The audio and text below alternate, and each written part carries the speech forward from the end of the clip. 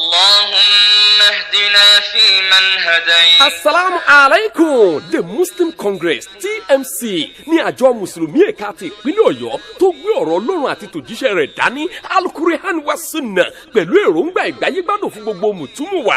Lára àwọn ètò wa ní Tazkiya, Azkar níbi tí a ti ń fi ìmọ̀ àgbọ̀rọ̀ Ọlọ́run wá sí tó dògbìn fọkàn mọ́, Islamic Training Program ITP pẹ̀lú leadership workshop ní a ti ń rí sí ìdàgbàsókè àkídà tó ń ta láàfíà pípé. TMC tún ní àwọn iléèwé ayé òde òní tó dángájá standard and qualitative elementary schools and colleges níbi tí a ti ń kọ́ àwọn ọmọ ní ẹ̀kọ́ ayé òde òní tó yè koro pẹ̀lú ẹ̀kọ́ èsì tí ò lẹ́jà ń bá kàn nú khuruj fi sabilillah. ìmáa ṣe àbẹ̀wò pẹ̀lú ètò ìlera tó péye medical caravan ní àjọ mùsùlùmí TMC tó ń ṣe fún gbogbo àwọn tó wà ní ìgbèríko. Lára àwọn ètò wa nínú oṣù Ramadan ní iftar soim níbi tí a ti ń bọ́ àwọn aláwẹ̀ pẹ̀lú oúnjẹ tó dọ́sọ̀ tó ń tẹ̀kúnrẹ́rẹ́ àlàyé Al-Qur'an tafsir. TMC ò dágun lásọ̀rọ̀ àwọn ògo wẹrẹ la ṣe gbé àwọn ètò tó ń kó àwọn ọmọ lágbóyè ẹ̀sìn kalẹ̀ MCCP àti training cycles. Mùsùlùmí sí mùsùlùmí ọmọ ìyá ni wọ́n. Èyí gan la gbà lérò tá a fi ń ṣe àbẹ̀wò sáwọn lẹ́gbẹ́lẹ́gbẹ́ níjọ àtàwọn èèkàn nínú Islam. Títò ọlọ́dọọdún annual lecture sì máa ń kó gbogbo àwa mùsùlùmí papọ̀. Gbogbo ẹ̀ lábẹ́ àbúradà àjọ mùsùlùmí The Muslim Congress TMC ní o kìlómítà 129 ládojúkọ Yanati Flower Mill Lagos Ìbàdàn Expressway ní Bolúwájí lolú ilé ẹgbẹ́ wa wà ń bàdàn. A sì wà káàkiri tìbútòrò ìpínlẹ̀ Ọ̀yọ́. The Muslim Congress TMC intansurullah yansurukun. Alhamdulillahi rabbil alamin wassalatu wassalam ala nabiyina Muhammad wa ala ahlihi wa sahbihi ajma'in.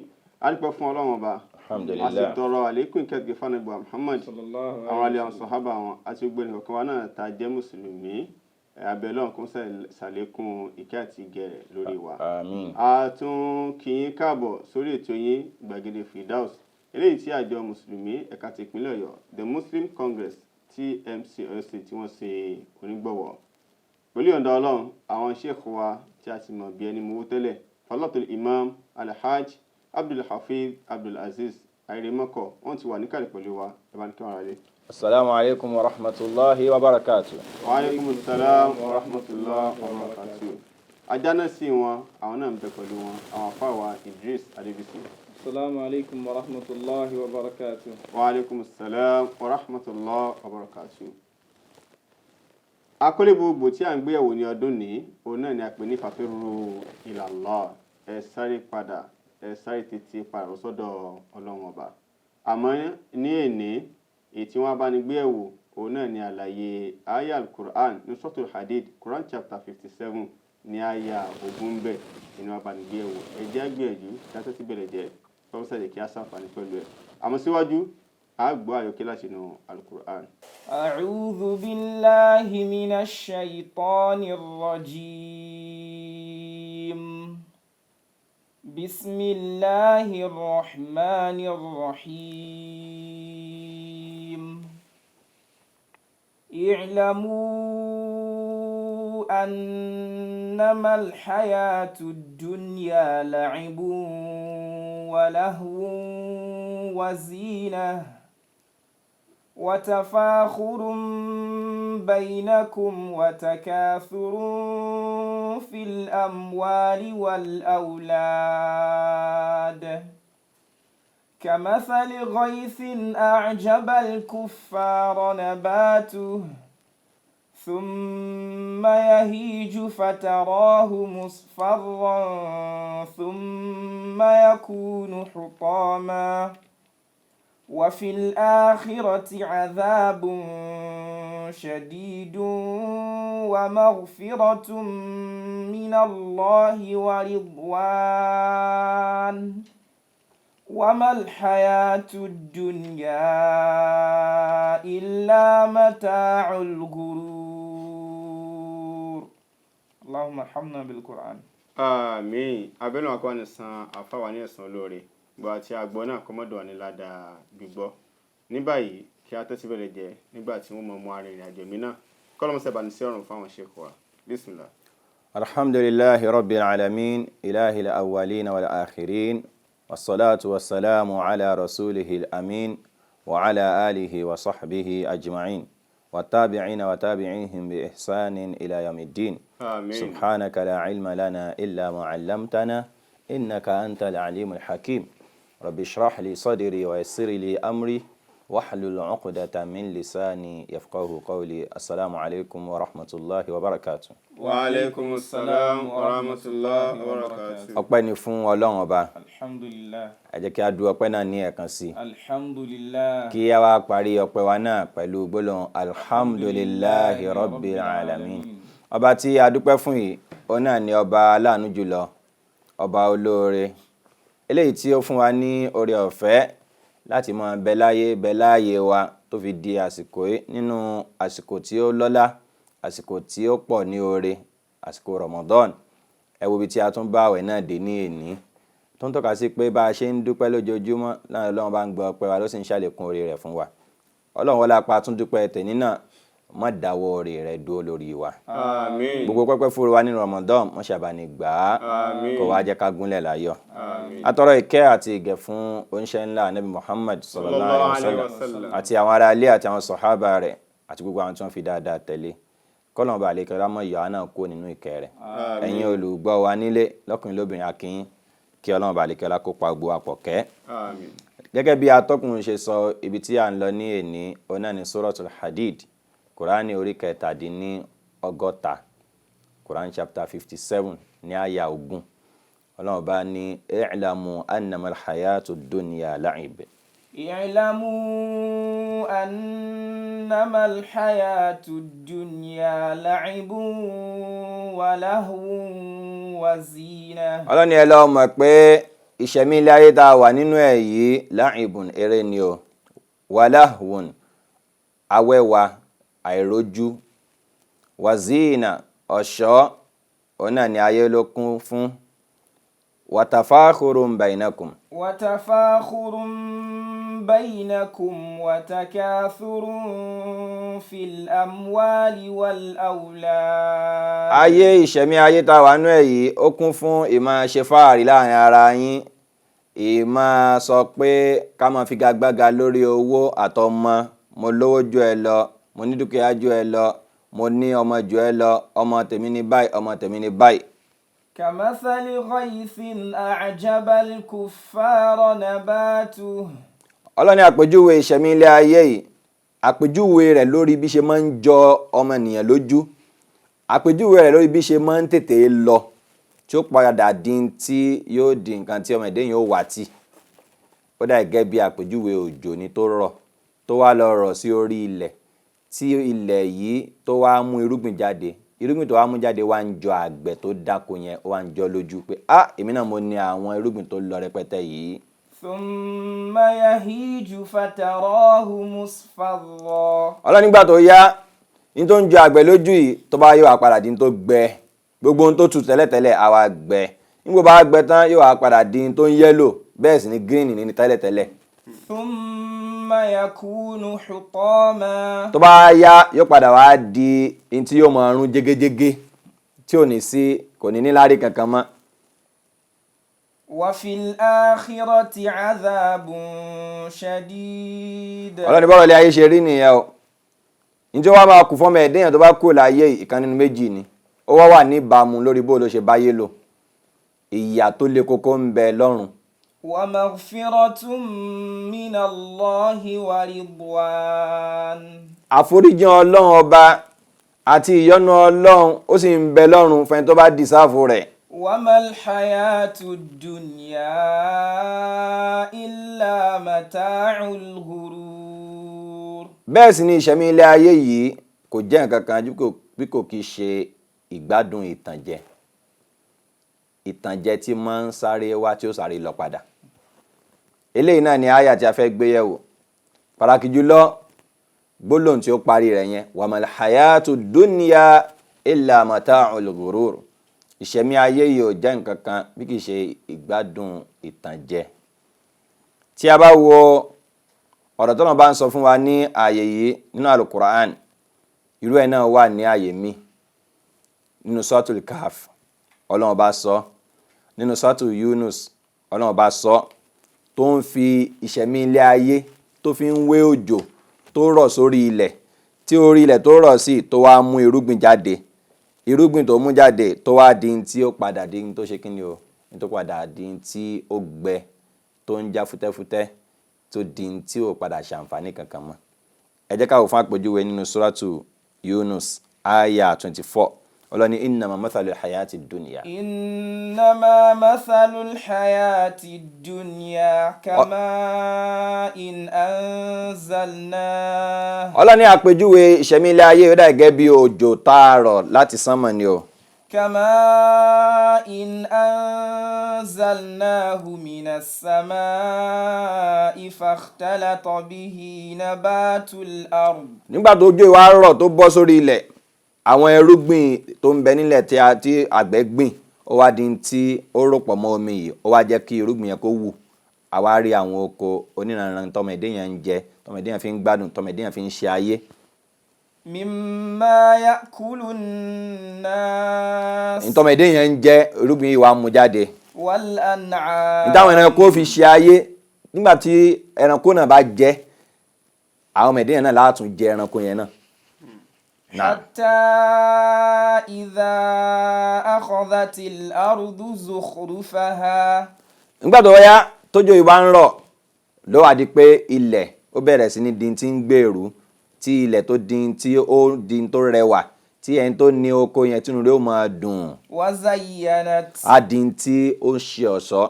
Jẹ́ pé nígbà tí àgbẹ̀ bá wọnú oko rẹ̀ tó bá wò báyà pé gbogbo ẹ̀ kàn máa fáìn lọ, fúláwọ̀ oríṣiríṣi, èso oríṣiríṣi, ewébẹ̀ oríṣiríṣi, àwọn tó bá jẹ́ olóko tó bá jẹ́ àgbẹ̀ wọ́n mọ nǹkan tá à ń sọ yìí. وظن أهلها أنهم قادرون عليها. àwọn tó bá wà ní irú oko bẹ́ẹ̀, fáàmù bẹ́ẹ̀ tó lọ rẹpẹtẹ yìí pẹ̀lú àwọn kan tẹ́nu ń jẹ tó sì di tó yáyì yìí, inú rẹ̀ ó máa dùn, bẹ́ẹ̀ ni yóò máa dọ́là àpẹ owó ti dé, á rò pé agbára òun kà ní pé ṣebí ìgbà tí n bá fi ta ilé yìí máa ti di mílíọ̀nìà.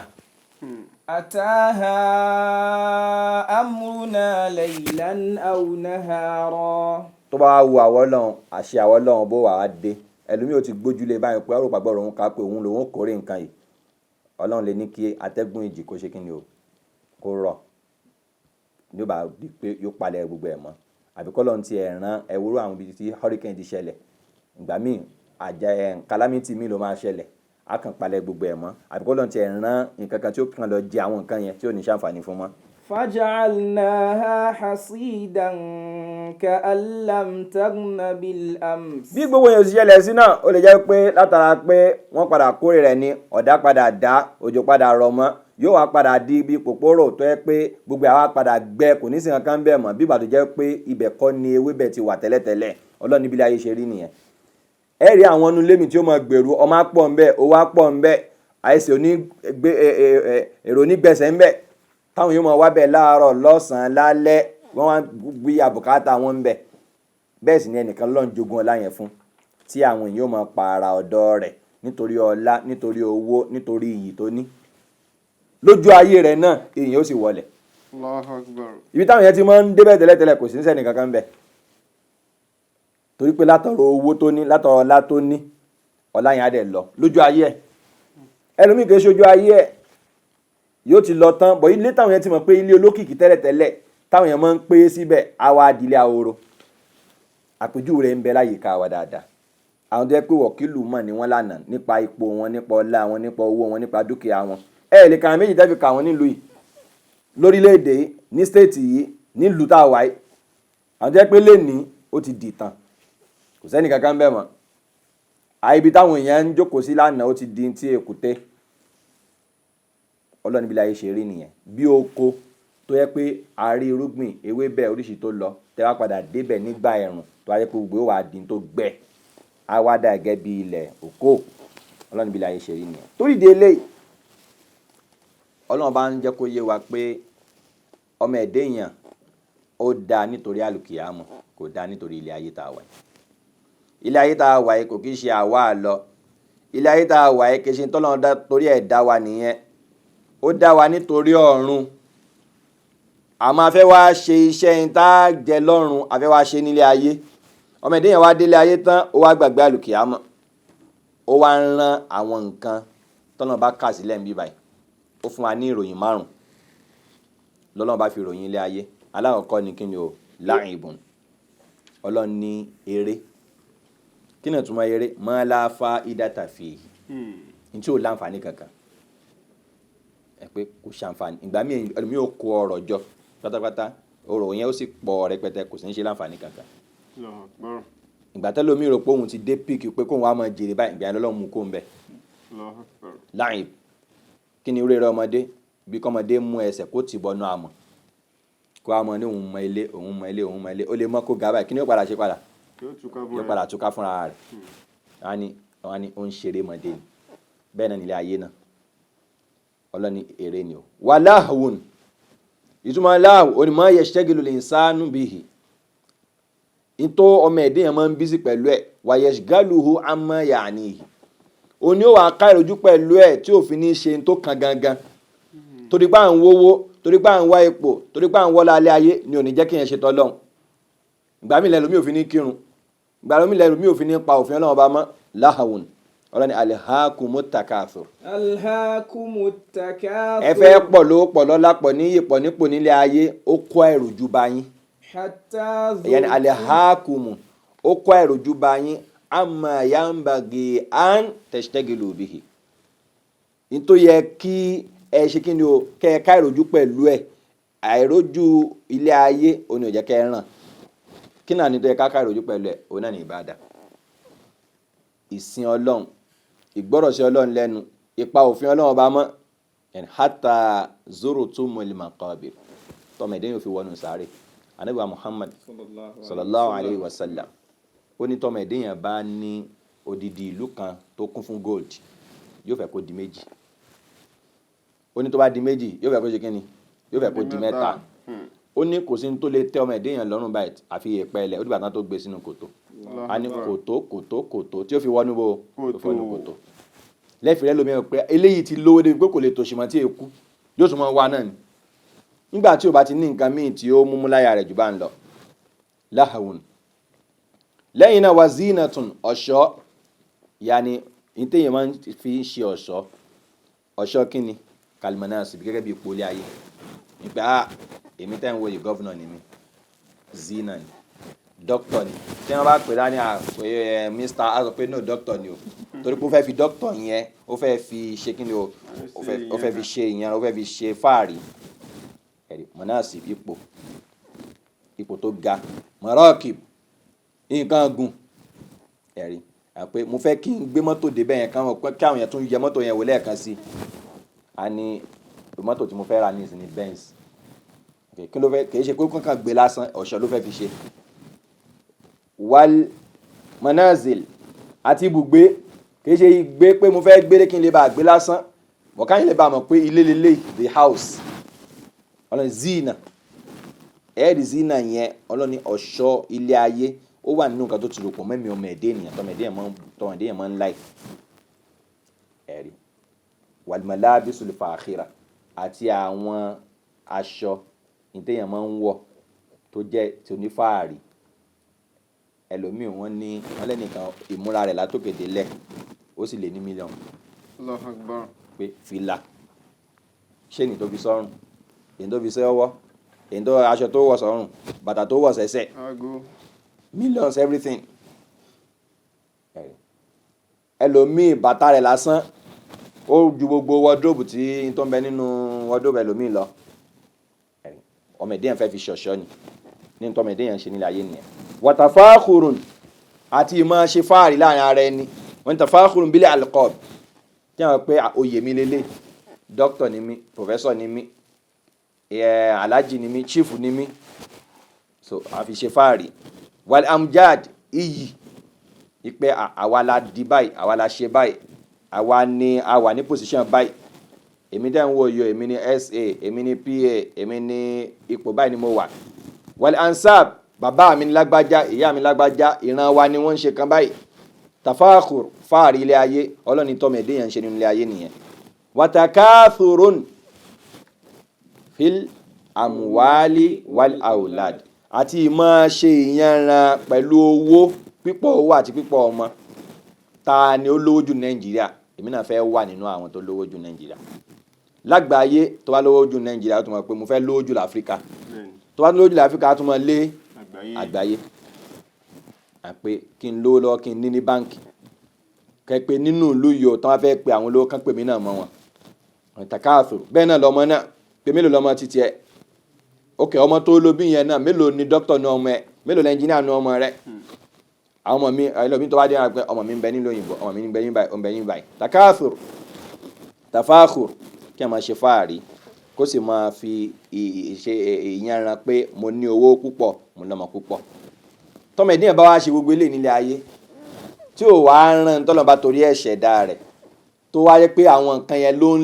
lé tó fi wá takò Ọlọ́run níjọ́ tó bá ti kú báyìí gbogbo tá a sọ yẹn tán nìyẹn téèyàn bá ti kú báyìí gbogbo fáàrí gbogbo ipò gbogbo owó tá a ní gbogbo iyì tá a ní gbogbo ẹ ṣe kí ni ó wọlé nìyẹn Ànábì wa Muhammad sallallahu alaihi wasallam ó ní yatba'u al-mayyita thalath ó ní tọ́mọ ìdíyàn bá ti kú báyìí ó ní nǹkan mẹ́ta ni ó tẹ̀lé débò dé sàárè rẹ̀ ahluhu wa maluhu wa amaluhu fámìlì rẹ̀ ó sì débẹ̀ wọ́n ní tẹ́ bá rí lọ́jọ́ kú ọ̀gbẹ́ni yẹn àṣọ ní àwọn ọmọ fámìlì tó lówó tó bá yẹn tẹ́ bá rí àwọn mọ́tò ńláńlá tẹ́ bá rí àwọn èèyàn ńláńlá in fact mi ì tí ì rí èèyàn tí ó ní èèyàn tó pọ̀ tó bá yẹn àwọn olówó èèyàn ńlá lọkùnrin yẹn wàá tẹ̀lé débi tó ti fẹ́ sin wa maluhu dúkìá rẹ̀ ní ó tẹ̀lé débẹ̀ ọkùnrin yẹn lówó wà amalu àti iṣẹ́ rẹ̀ fayarji'u ithnani wa yabqa wahid ó ní méjì ó wà padà yóò ṣe kẹyọ kan yarji'u aluhu wa amalu fámílì àti dúkìá rẹ̀ padà wa yabqa amalu iṣẹ́ tó gbélé ayé ṣe ní wàá tẹ̀lé wọnú sáré Sahih Bukhari àti Muslim níbẹ̀ yẹn ni gbogbo ohun tí a fi ilé ayé wa ṣe ibẹ̀ ni ló tán sí. Allahu Akbar. àbá wo ilé ayé tàbá wo ìtọ́nà sọ náà ààyè inú Al-Qur'an ó fi hàn wá wípé ó máa ń sáré tètè láti tán gẹ́gẹ́ bí omi tó rọ̀ sí orílẹ̀ torí ilẹ̀ náà wá ṣe kíni o tó wá gbèrú tó wá padà di nǹkan tí kò sí nǹkan kan bẹ́ẹ̀ mọ́ wọ́n ní shabbahaha Allahu ta'ala fi sur'ati inqida'iha wa zawali jamaliha bizar'i Ọlọ́run fi lé ayé wé irúgbìn tá a gbìn alladhi yu'jibu an-nadhirin tẹ́ pé àwọn tó bá ń wò yóò máa jọ wọ́n lójú ní khudratihi bi kathrati al-amtar torí pé irúgbìn tá a gbìn yẹn tó wù yẹn ó máa green á fine látara pé òjò tó rọ̀ sí ṣe kí ni ó pọ̀ thumma la yalbathu an yasira hashiman bọ́ kò ní pẹ́ tí ó fi di kí ni yóò fi di in tí yóò gbẹ tí ó sì ní sí kankan bẹ́ẹ̀ mọ́ wọ́n á ní ẹ lọ dáná sun oko yẹn kò wúlò mọ́ ilẹ̀ yẹn á wá dilẹ̀ tó yẹ pé àṣálẹ̀ tí ó sì kankan bẹ́ẹ̀ ọ̀rọ̀ ní bílẹ̀ ayé ṣe rí nìyẹn nípa pé bílẹ̀ ayé ṣe tètè máa ń tán àti bí ẹwà rẹ̀ ṣe máa ń tètè wọmi torí délé ọmọ ẹ̀dẹ́ èèyàn gbọ́dọ̀ mọ̀ pé ilé ayé kò kìí ṣe kí ni o kò kìí ṣe àwa lọ.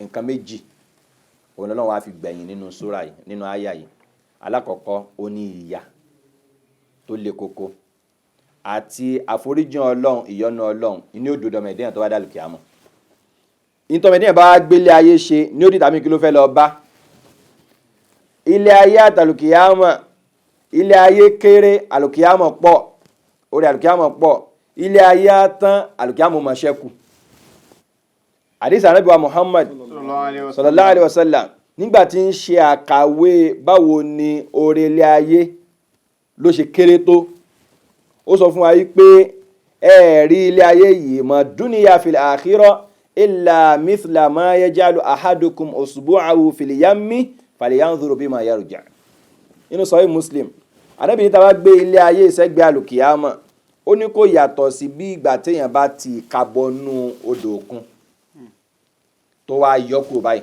ó ní tó kán bẹ̀ yẹn ó ní ilé ayé ní ẹlẹ́gbẹ́ orí àlùkìyámọ̀ ṣé èyàn wà jẹ́ kí n tí ó tán èyàn wà jẹ́ kó gba tí ó ṣẹ́kù lọ́wọ́ rẹ̀ lẹ́yìn náà ilé ayé tá à ń sọ yìí ilé ayé tó kéré ònìyẹn lẹ́gbẹ̀ẹ́ àlùkìyámọ̀ tó pọ̀ lẹ́yìn náà ilé ayé yìí ilé ayé tí ó tán ni àlùkìyámọ̀ ṣe kí ni o yóò ṣẹ́kù ọlọ́ni téèyàn bá wọnú àlùkìyámọ̀ tó bá dé àlùkìyámọ̀ tó bá jẹ́ pé oore lórí gbà lọ́dọ̀ ọlọ́mọ abẹ ọlọ́ni warizqu rabbika khayrun wa abqa pé èrè ǹjẹ́ tó ń bẹ lọ́dọ̀ ọlọ́run ọba rẹ in tó dúró dé ọlọ́dọ̀ Ọlọ́run ọba rẹ̀ òun ló lóore ju tó pàdánù ilé ayé lọ òní ó sì máa ṣẹ́kù nígbà tí yẹn bá tán tó yẹ pé nú ìyàlẹ̀ yẹn bọ́ sí Ọlọ́run wala adhabul akhirati ashaddu wa abqa ìyà àlùkìyámà òun ló ṣe kí ni òun ló le ju táyé yìí lọ òun náà ni yóò sì máa ṣẹ́kù nígbà tí ayé bá tán ẹ jẹ́ ká gbọ́ àdìsí Ànábì Muhammad sallallahu alaihi wasallam àdìsí tá fẹ́ kà fún wa yìí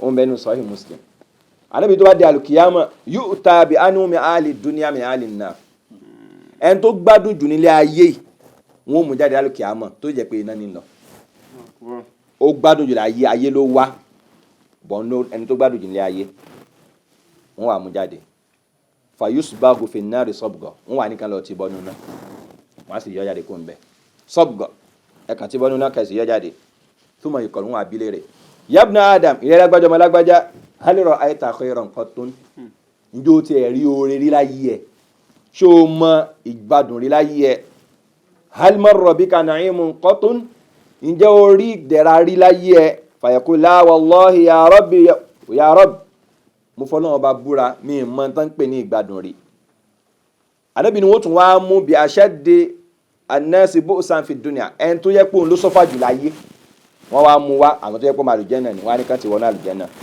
yusbagu fil jannati sabga wọ́n á sì mú jáde wọ́n wà bí lè pé ìrọ̀mọ̀ Ànábì Adam hal ra'ayta bu'san qattun ìjó tiẹ̀ mọ̀ ní rí láyé ẹ̀ hal marra bika shiddatun qattun ìjó orí ilé kókó kan rí láyé yóò ní la wallahi ma marra bi bu'sin qattun mi mọ ìnira kan rí láyé ẹni tó gbádùn jù láyé yóò lóun ò mọ ìgbádùn nítorí ìṣẹ́jú kan tó lò nínú iná ẹni tó yẹ pé òun ló sọ́fà jù láyé yóò lóun ò sọ́fà rí nítorí ìṣẹ́jú kan tó ṣe kíni tó lò nínú àlùjánnà bẹ́ẹ̀ sì níbi tí ó máa gbé lọ gbére nù torí ìdílé wa mal hayatud dunya illa mata'ul ghurur Ọlọ́run ní ìṣẹ̀mí ilé ayé kò jẹ́ ìṣẹ̀mí kankan ò bí kò ṣe ìgbádùn ìtànjẹ kó a gbọ́dọ̀ jẹ́ kó tàn wá jẹ kí ó wá gba àlùkìyámọ̀ ní ọwọ́ wa torí ìdílé la fi ń rọ ẹnìkọ̀ọ̀kan wa ká mú ilé ayé ìfẹ́ ilé ayé ká jẹ́ kó mọ níwọ̀n lórí ẹ̀mí wa ká má jẹ́ kí n tí yóò tàn kó gba tí yóò ṣẹ́kù ní ọwọ́ wa kí a wá ayé mọ níwọ̀n ká fi ayé sí ọwọ́ wa ká má fi sí ẹ̀mí wa kókó tí àyà tá ń ka yìí tí ó ń sọ fún wa òun náà ni ìyẹn kí wá ni wọ́n ń pè ní pé èèyàn mú ilé ayé ní kékeré àti kí ni àwọn ẹ̀kọ́ tí Ànábì wa Muhammad kọ́ wa sallallahu bá ṣe gbé ilé ayé tí wọ́n sọ pé ẹni yóò ilé ayé kọ́ ni ó tóbi ní orí ẹ̀mí ẹ̀ so nígbà tí ó bá di ọ̀la a máa tẹ̀síwájú lórí ẹ̀. Jazakumullahu khairan abẹ́lọ́gbà ni san àwọn sheikh wa ní ẹ̀sán olórí wọ́n ti ṣe ọ́ láǹfààní tó pọ̀ fọ́nrán jẹ́ kó wúlò fún aláyé àti ní alkiyama kí wọ́n sì sọ tó bá di ọ̀la àtún láǹfààní láti tẹ̀síwájú títí ìgbà náà aláǹfààní láti pè wọ́n sí orí ẹ̀rọ yìí 07032584459 lẹ́ẹ̀kan sí 07032584459 títí ìgbà náà ìmìlọ́mọ̀ yayin Abdullateef Muhammad Ghazali Abu Muhsin wassalamu alaikum wa rahmatullahi wa barakatuh. Wonder is the desire for knowledge. At Asabak College, Bodija Ibadan, the imagination of the next learning experience keeps students going with power, confidence, mastery, distinction, and humor. Producing a functional educational experience facilitated by well-equipped science laboratory, art studio, ICT laboratory, multilingual training, Quran memorization, co-curricular activities in art and science, competent and committed tutors, experienced management team. Admission is in progress. Visit Asabak College today at number 7 Parayola Layout beside SKB's house, Bodija Market Area, Bodija Ibadan, or call 0813-849-0688. At Asabak College Ibadan, we don't just teach, we make positive impact.